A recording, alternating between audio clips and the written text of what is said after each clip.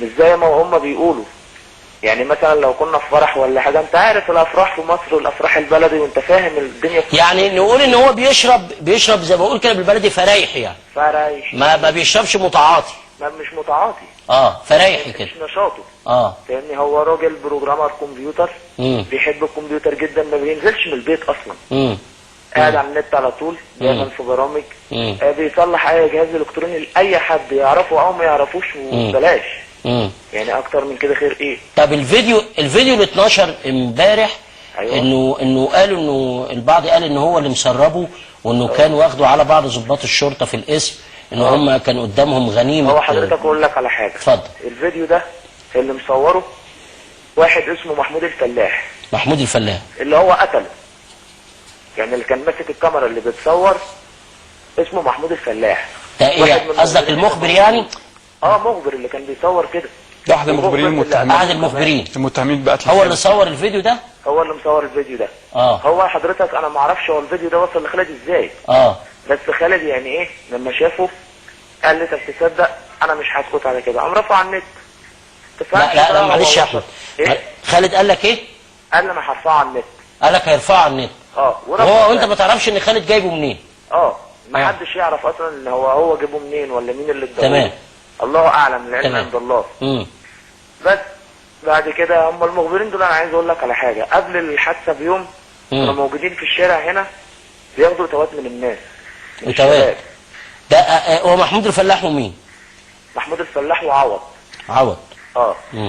عوض دوت اللي متصور في الفيديو بتاع المخدرات ده، اللي كان لابس طاقيه التخين القصير دوت. تمام. اللي كان جنب الضابط. الضابط ده اسمه محمد ثابت. حضرتك يعني هم ولا فرقه معاهم. يوم الحد كان في احتجاج في شارع بورسعيد، في الشارع عند خالد. واقف بيضحك في احتجاج على قتل خالد. يعني الناس واقفه بتهتف لخالد وبتحتج على الموضوع، والناس عماله تعيط واعصابها بايظه، واحنا اعصابنا بايظه، وهو واقف بيضحك ولا في دماغه اي حاجه. تمام. في ناس امبارح قالت لي اللي هم فعلا شافوا عوض قاعد على قهوه. الله اعلم اذا كان الكلام ده كذب ولا حقيقه. الله ينور عليك. طيب انت حصل موقف ما من خالد قبل الحادث بكام يوم او بيومين او بساعه او بساعتين يشير الى انه خالد في سر؟ انت علاقتك بخالد كويسه كانت؟ طبعا انا ما بفرقوش خالص. في اي تطور حصل في حياه خالد اليومين اللي فاتوا قبل الحادث يشير الى ان هناك سر في حياه خالد؟ لا مفيش اسرار في حياه خالد خالص، ولو كان في سر كنت عرفته. لان انا عارف كل حاجه عنه. انا بقول لحضرتك ال 24 ساعه في ال7 ايام انا معاه، بننام مع بعض، بناكل. حضرتك اخر لقمه نازله بطنه كان واكلها معايا. حط انت نفسك مكاني. قبل الحادث بنص ساعه او بربع ساعه بالظبط كان شعري كبير، فقال لي قوم احلق. فاهمني؟ فرحت احلق. خلاص طلعت روحت بيتي انا عشان كان قريب من الحلاق. حميت وكده اهوت، لقيت التليفون بيجي بيقولوا لي ده ايه؟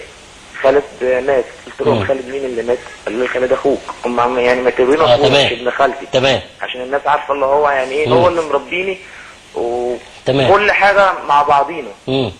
كل حاجه في الدنيا ديت اللي اتعلمتها منه. يعني انت كمعنى كلامك مفيش اشاره تؤكد ان خالد يستحق مثل يعني يستحق الامر اللي حصل ليه. نزل الشارع، دخل السايبر اللي اخدوه منه، اللي دخلوا فيه كان نازل بيصلح سماعات لصاحب السايبر. ما كانش معاه لفه بانجو؟ ما كانش معاه لفه بانجو. حضرتك اللي بلع دوت ما كانش لفه بانجو، دي كانت $100. $100؟ اخوه كان مديها له عشان ما كانش معاه فلوس. هو خاف اللي هم ياخدوها منه. لان حضرتك عارف المخبرين بيعملوا ايه، اي مخبر بيعمل كده حضرتك. يعني هو $100 بلعها يعني مثلا ولا ايه؟ ايه؟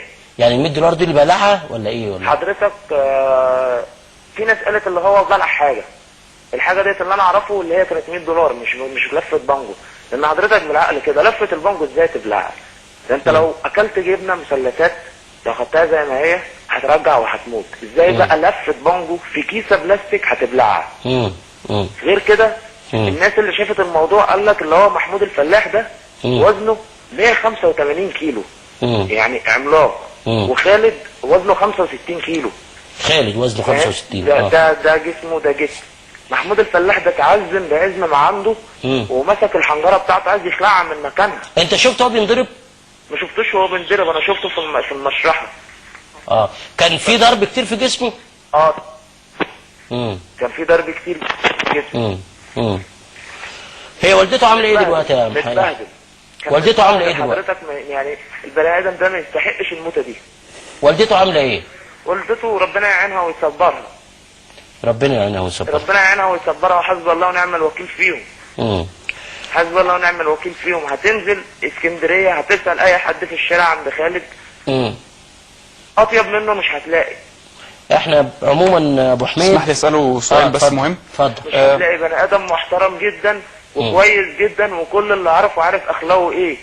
احمد لو سمحت كنت عايز اسالك سؤال. تمام. بما انك كنت قريب جدا من خالد ابن خالته وصديقه، تمام. هل خالد كان ليه اي علاقات او ليه اي اصدقاء او ليه اي تعاملات مع بلطجيه او تجار مخدرات؟ طبعا لا حضرتك. او ديلر مثلا واحد من صحابه، واحد من الشله بمعنى اصح، واخد جايزه الام تي في برنامج هوبو بانا، عمر بوفلوت لو تسمع عنه. بيغني راب عربي. تمام. يعني لكن ما كانش ليه اي علاقه بتجار مخدرات او ديلرز او اي حاجه من الحاجات اللي اتقالت دي؟ ولا يعرف واحد من الناس دي، هو يعرفهم بحكم الشارع، يعني هم ساكنين بس ما عمره ما طلع مثلا فلوس انه يشتري مخدرات او كده؟ لا طبعا ما ينفعش. لا طبعا، لان هو معظم الوقت احنا كنا بنبقى قاعدين لوحدينا. تمام. طيب احمد انتوا في ثقه من جانب العيله في القضاء طبعا؟ طبعا. مش كده؟ طبعا. ما كناش يعني طالبنا لغايه دلوقتي وجرينا الله ينور عليك. احنا بنعملوه دلوقتي ده. الله ينور عليك. واحنا كلنا يعني بأشاطرك ويعني واقول لك البقاء لله، واحنا ان شاء الله باذن الله برضه في انتظار تحقيقات النيابه. شكرا جزيلا الاستاذ احمد ابن خالد الاستاذ خالد سعيد اللي توفى في اسكندريه. معانا الاستاذ محمد التونسي محامي الاسره ومحامي خالد. استاذ محمد اهلا بحضرتك. اهلا بحضرتك. اخد من حضرتك بس اخر التفاصيل بتاعت التحقيقات. اخر التفاصيل بالنسبه للتحقيقات بتاعه النيابه العامه اللي بيتم مباشرتها من خلال نيابه الاستئناف باسكندريه. تمام. ورد تقرير الطب الشرعي بخصوص القتيل اللي هو خالد محمد سعيد، وتم الطعن عليه لان التقرير يعني للاسف في العديد من التناقضات الطبيه بشكل صارخ.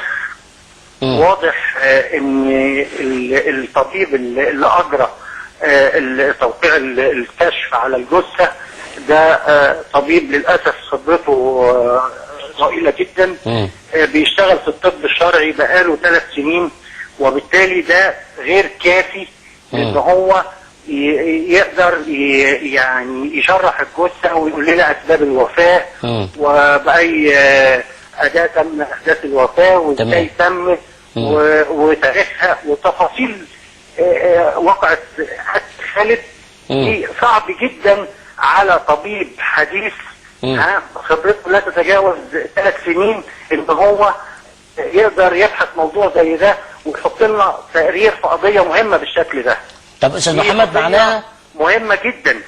معناها انه انتوا بتعلقوا الامال على اللجنه الثلاثيه اللي جايه بكره ان شاء الله وهتطلع الجثه تاني؟ لا احنا سعادتك احنا طعنا على تقرير الطب الشرعي وطلبنا ندب لجنه ثلاثيه من اطباء الطب الشرعي اللي جايين بكره على ان يكون من بينهم كبير الاطباء الطب الشرعي بالقاهره دكتور السباع، على يبقى بعيد كل البعد عن سلطان رجال المباحث في محافظه اسكندريه.